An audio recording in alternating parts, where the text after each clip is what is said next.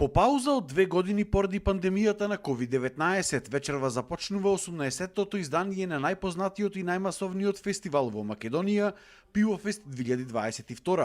Фестивалот ќе трае до недела, а оваа година акцентот е ставен на македонската музичка сцена, со гостување на само неколку музички имиња од странство.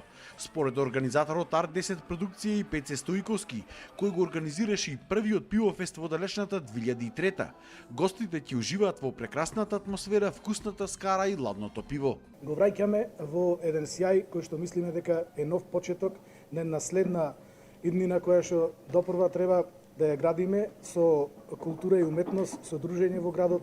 И мислам дека нивото кое што сакаме да го создадеме ова година ќе биде доволно причина за сите посетители од Македонија и од нашиот град да излезат, да бидат присутни.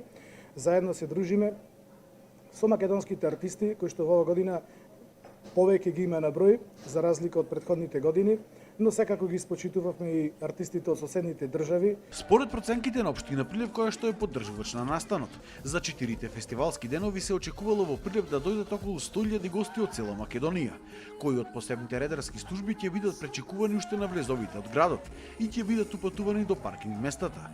Пивофестот има големо значење за локалната економија во Прилеп и целиот регион. Сите тие луѓе идат, се сместуваат во градот, со тоа работат угостителските објекти.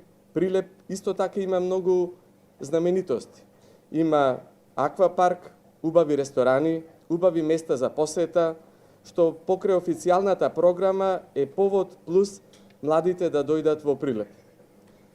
Се разбира, во овој период, драги гости, се и нашите иселеници од странство, кои ја посетуваат Македонија и кои токму во овој период по Петровден, кога се одржува фестивалот, доаѓаат во Прилеп.